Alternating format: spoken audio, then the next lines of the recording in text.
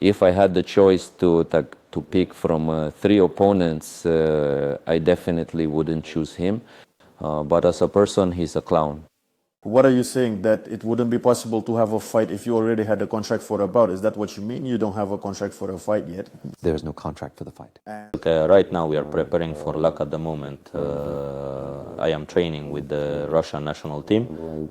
Today was my last day. They had a game and departure. Because of this, I came here with our guys, wrestled specifically in rowing, as I focused on freestyle wrestling for 2 weeks, and now I will gradually transition to rowing. There's still 10 days until the tournament, so I'll improve my rowing a bit more and I'll be ready by next Saturday. In general, many people view such matches as, well, like something to keep themselves busy, so to speak, right? While there are no fights, while there is time, and maybe some don't take it very seriously. I've heard that some guys here don't prepare, just to rely on past experience. You, as I understand, take everything seriously? Well, of course, I have a serious opponent. I can't mess up. If I lose, people won't understand me. Because of this, I need to go out and give 100% and be ready. Since the match is, I think, 10 minutes non-stop, it's very difficult. Because of this, I take it professionally. I train, go through training camps, and watch my diet. Overall, I like it all, having such matches, because when there are no fights, you have something ahead of you, and you maintain discipline, start training, and treat your body a bit differently. That's all. But when you have nothing, you might eat something, sleep a bit later, because there are no competitions. But when you have a competition, you have motivation in your mind, and I like the competitive experience. This is your third fight in 5 months. Since May of this year, you're fighting for the third time. Well, this is a way to keep yourself in shape, right? That's exactly how I understood that I don't have fights, and you go out spectators match. So it's something similar to MMA. The very last one was in a cage for 5 rounds. So it was really quite fun. I remember there was a story when you were supposed to fight Benoit Saint-Denis, and then the UFC blocked that fight. Now you have essentially your third consecutive fight. Why did they do that back then? I mean, why wasn't it allowed? Was it because he is also a UFC fighter, or because, I don't know, maybe the league had other plans for you at that time, which meant they were counting on you more? No, they didn't want to mash up 2 top fighters in the UFC. Moreover, Benoit and I were supposed to have fights very soon. Because of this, and we are allowed to wrestle if we don't have a contract, and 8 weeks before our fight we can have a match. If you have a fight and you have a contract, then 8 weeks before, so you are not allowed to wrestle, as you might get injured and not make it to your main fight.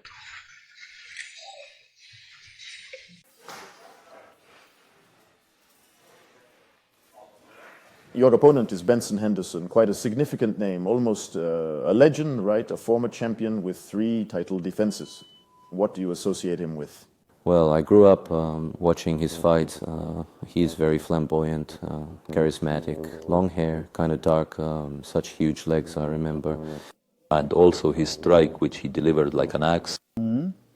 This is what is associated with. And he was a champion in a weight class. At his peak, he was very well known. This fight will happen. They are all approximately the same. But this one is more in terms of finances. What are you saying, that it wouldn't be possible to have a fight if you already had a contract for a bout? Is that what you mean? You don't have a contract for a fight yet? There is no contract for the fight. And those rumors about November, Qatar, the main event, Dan Hooker? Well, that might be, but for now there is no contract. So it's possible this fight will happen, and we fit within the time. So, isn't it November 25th there? Yes, there are more than 10 weeks, even more. Even if there were a contract, I could fight. Do you understand where the rumors came from? I mean, the nature of such rumors, when it seems like, they almost announce your fight. But in essence, right? No, not a contract. Well, I said approximately that I will fight in Qatar because UFC said Hooker.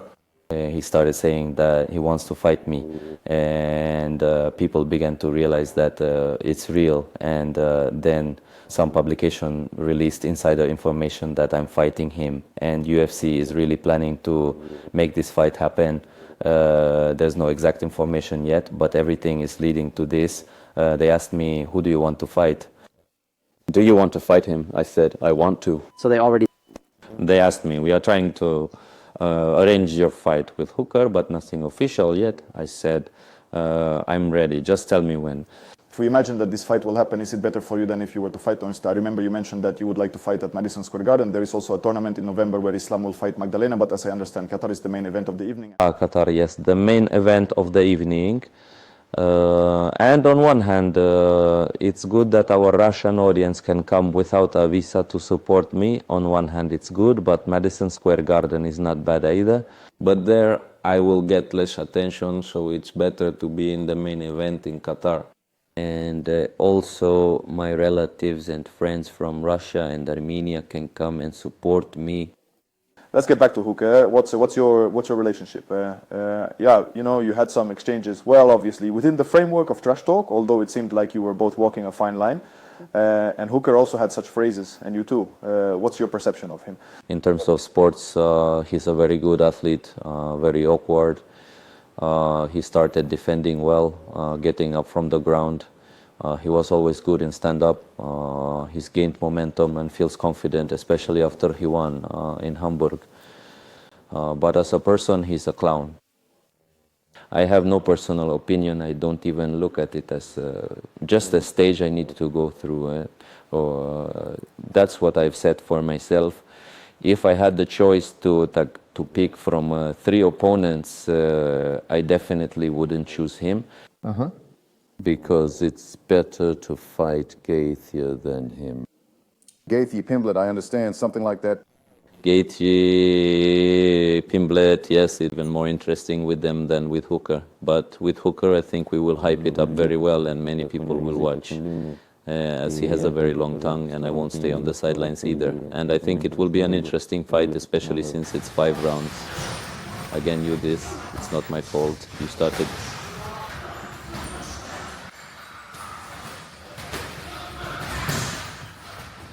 I'm just starting to warm up.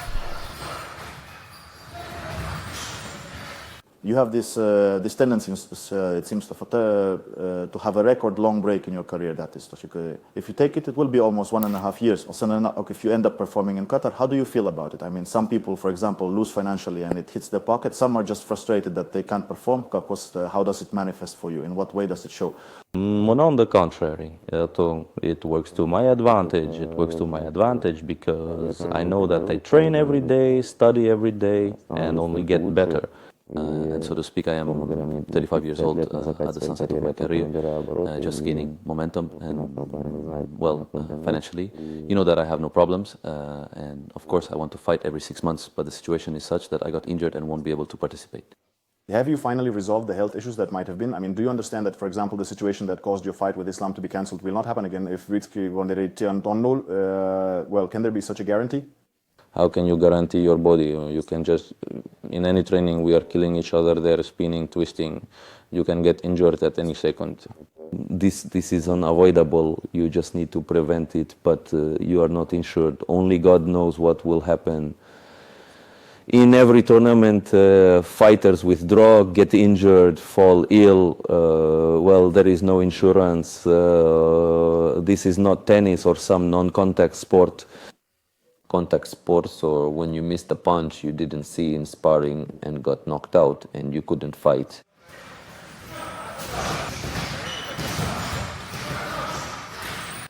What have you gained recently, both good experience and dividends, including media exposure, and overall, you know, you and Khamzat have started to be seen as inseparable friends. So you are perceived as part of his team and he is seen as part of your team. So most likely, well, I don't know if it will be like that. By the way, yes, if the fight with Qatar happens, what do you think? Yes, if he is free and doesn't have any fights or preparations, of course he will come to support me. And as I understand it, you met on Alpha Reality. So if it weren't for Alpha Reality, maybe it wouldn't have... No, we were acquainted. We knew each other before, met, crossed paths, but didn't communicate closely. Interesting. Were there people who, recognized you as a participant of Alpha Reality and only then, became interested in your career? You know, it happens sometimes. There was the Titans project on TNT. Alexei Oleinik said that people come up to him on the street and say, oh, you're Alexei from Titans. And he's like, oh, you're also a fighter. Or were there no such people who, you know, came up to you like, oh. No, I don't think that happened. Maybe it did, but I can't remember right now. Of course, it gave good media exposure. And when well, there were such cases, so to speak, like I would arrive at the parking lot, the guard is sitting there watching Alpha Reality. Hyper Reality. It was Hyper Reality then. Hyper Reality is watching, then lifts his head. I'm like, oh, he says, I'm just watching. That was the case, yes. And you saw that, right? That. Yes, I watch. He watches, and I am like passing something to him. He looks at me with surprised eyes and says, Mokan, I'm watching you, he says. Listen, Khamzat had such a dominant performance. I remember you said, I think, about the Boralho-Imamov fight that, well, it wouldn't be easy for Imamov in this match.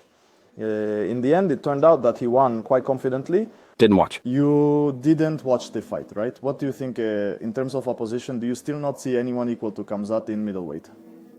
Honestly, I haven't watched many of Imamov's fights, and I didn't watch the last fight either, but since he's winning against guys that's good opposition, with Izzy, I think I watched the fight when he fought. I think he even beat him in the stand-up, right? Yes, knocked out in the second round. Yes. Well, this guy has beaten all the top fighters. Shakun, how can you underestimate him? It will be tough with any opponent who has reached the title. There are no easy walks there. Right now, the story is being actively discussed. Makhachev Chimaev potentially in welterweight. Can you imagine such a story in the future? No, not yet. If we take purely sports, removing all... For now, there's no point in talking about this fight because Islam, firstly, hasn't become the champion at 77 yet. Secondly, Khamzat hasn't defended in his weight class yet, or so to speak, I don't know what his plans are. Maybe he wants to move up first, then go down. And personally, I wouldn't want to see the fight, so to speak. But it's too early to talk about this fight. However, if this fight happens, it will be a very interesting fight for the viewers. And in welterweight, will Khamzat do it? Because you were surprised how he even made 77 before. And now you're saying he weighs around 100. Well, yes, he sometimes weighs close to 100. It weighs more. But if he is given 6 months and there are special trainings to adjust his body to weigh at least 90 kilograms, 87 kilograms, because... For the race, right? Yes, Khamzat at his peak weighs about 93 kilograms. So he is not big for 84. He weighs 93. Well, like you, for example, you weigh 82, if I'm not mistaken, right? Yes, and at his peak he weighs 93, 92 and a half. Because of this, if he adds a bit more special training, he will make weight at 77. Because we did a test, he did a test, and one professor said that he could bring his weight up, but it would take at least 6 months, for that, and then a training camp. Well, overall, about 8 months. Well, in short, not just to make weight, but to feel... So that's what I thought a lot. That's already come out. So that already during your preparation, you start the fight already at 90 kilograms, so that you already weigh 90. Well, I mean, yes, that you can't just do 7 out of 7, but... No, of course, so that he feels good, so that on the last day, so to speak, he loses 5 or 6 kilograms at most, not 10. Mm-hmm. And have you done such a test on yourself? Can you, for example, go down to 66? I took this test. I can't do it. Is there a maximum limit to which you can cut weight? I asked. Well, I also did this analysis, and he says it's impossible to drop to 66. It's possible, but the performance will be very poor. And you also need to be on a diet for 6 months. And that is, you will need to burn all the muscles. There, the percentage of fat is considered like how many percent there are. And said no.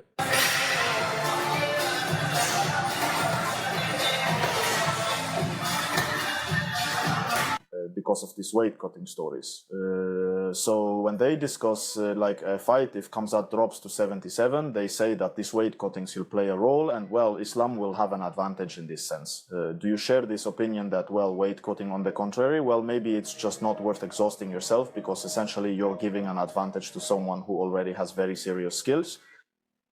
Well, if everything is done professionally, approached correctly, there won't be any problems with weight cutting. He can easily look at 77. But does he need it? Does he need to kill himself to drop to 77? I wouldn't want that, honestly. I would like him to even move up to 93. Well, I would like him to make a couple of defenses at 84, move to 93, win the title at 93, and then go to heavyweight.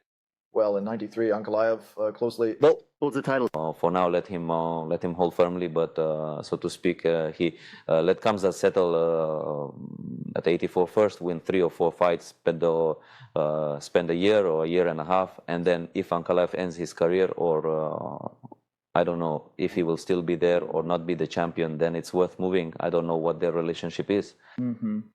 If there are friendly relations, then he can go straight to heavyweight, because I know that Khamzat, he has the build of a heavyweight. Even if he becomes a heavyweight, he will weigh about 110, 113 kilograms, and I think he will perform well in heavyweight too.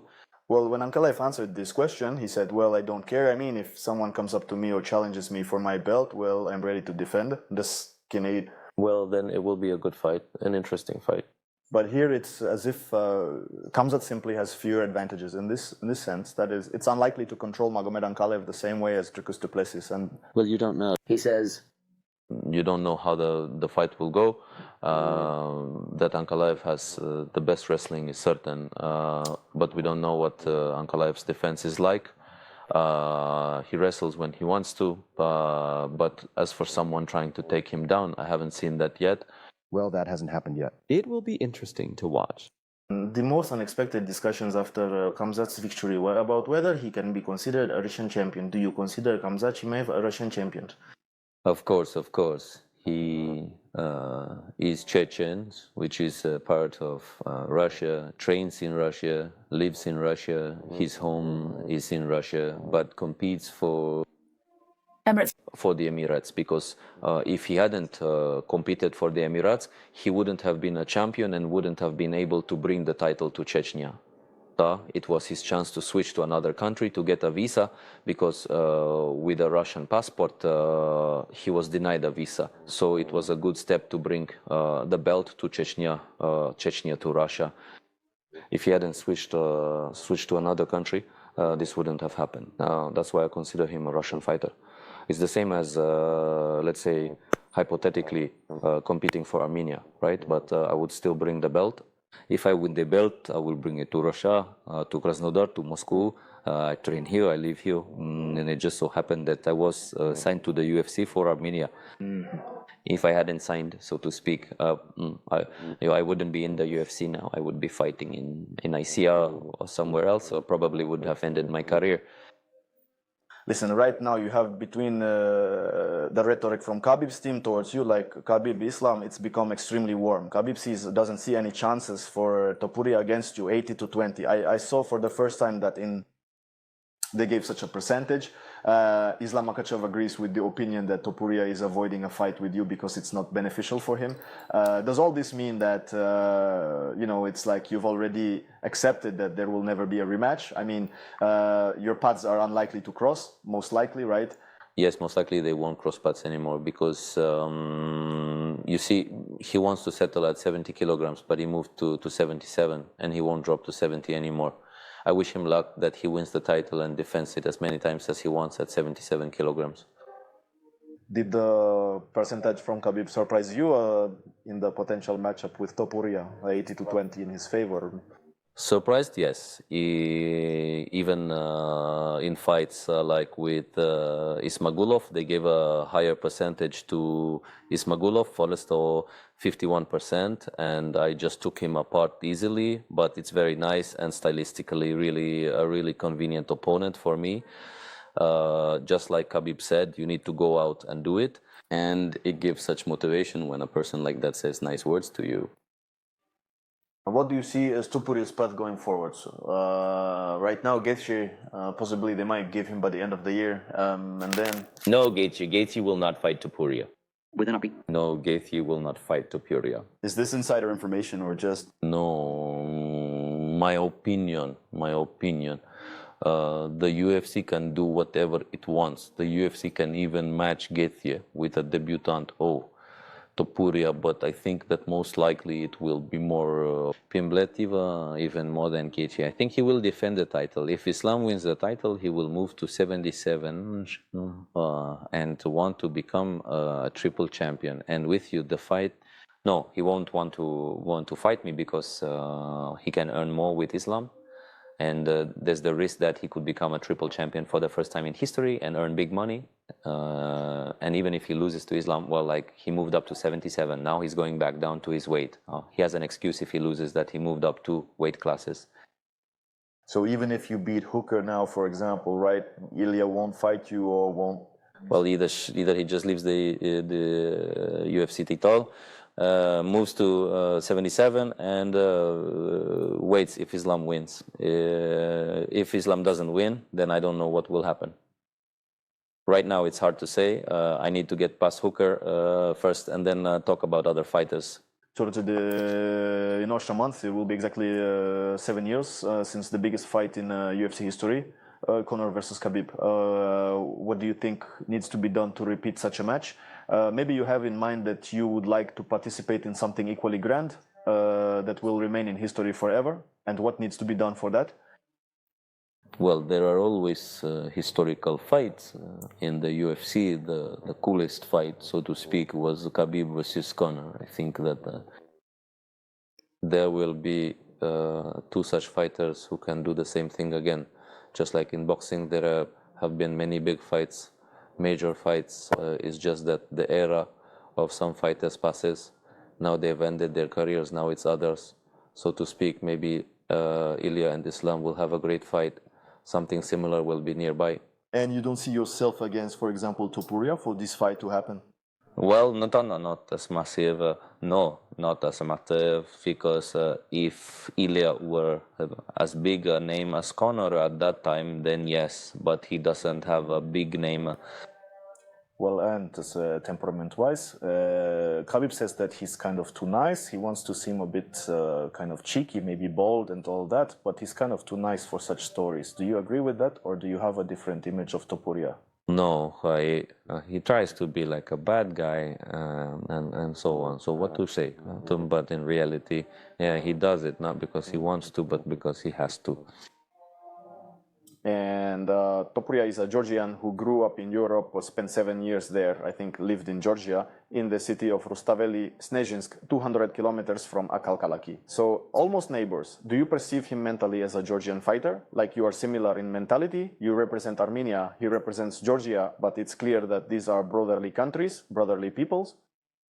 Do you think you are similar in mentality? I think it's difficult because he grew up in Spain and it's like he already has more of a Spanish mentality than a Georgian one in position.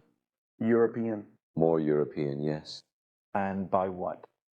Well, I don't know, from communication, from behavior, it seems to me he's more of a European Georgian because take Merab, he's a real Georgian, like straight from Georgia. Not American, not American. Not American. No. I think Georgians like Merab much more than Topuria. That's my personal opinion. More perceived as yes? Yes, more. He seems more like one of us. Maybe, I don't know honestly how it is. Intuitively? Because Merab might be constantly going there, you know. His parents live there every year, probably. Maybe because of that. Topuria was saying that now he flies jets for $200,000, like from Spain to the USA, from the USA to Spain. So he has completely switched from business to private planes. Can you afford something like that? And in general, do you see any necessity in it?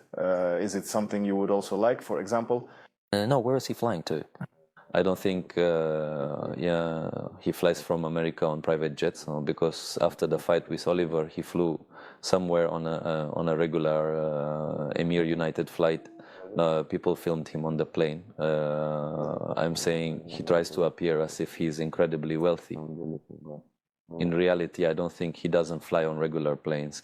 Well, there's a video where he's sitting there with his wife in a regular United flight after the fight with Oliveira, flying somewhere, I think. If he doesn't earn the kind of money to be able to fly by jet from America, guys, to Europe or Georgia, because so to speak, if he earned those $2 or $3 million, just the jet would cost him back and forth, like $500,000, $400,000. So, Would you like to switch to that level, or is it not particularly interesting to you? well, long flights, but no, I would like to fly on a jet because anyone who has flown on a jet knows that it shakes unrealistically. Flying 10 hours across the entire ocean on a private jet. If, of course, you have a private jet like Abramovich or, say, Trump, then yes. On a Boeing or Airbus, it costs them $200,000, $150,000 just for fuel to get to Europe on such Boeings. It's interesting. If you engage in visualization, how do you see your path in the UFC? I mean, you're young, you're still 28, soon to be 29, but nevertheless, yes, essentially you have such a prime generation of lightweights. You, Topuria, who is also born in 97, a bit younger. There's also Usman Nurmagomedov, who seems to be part of this new generation. How do you see the lightweight division in general, and yourself in this lightweight division in, say, 3 years? In 3 years, I see myself as a champion, confidently defending my title in lightweight. And who is around you? Who else is in the lightweight division? I can't say that. I think it will change. Young guys will come. Different young guys who are gaining momentum now. There are guys who have 3 or 4 wins in a row. They're not at the top yet, but they will be soon. And those same guys who are around your age, like Usman Nurmagomedov, do you see him at the top in a few years, at the top of the UFC? If he moves to the UFC, of course, he will definitely be at the top because he has a good striking, grappling, and stamina. In other words, a good threat. Do you think he is a stronger lightweight outside the UFC? Yes. No, well, if we take Abdulaziz, Edward Vartanian, can Usman already be taken to another level? I think so. He is more versatile, younger, and can work into stances. I think he will be more interesting.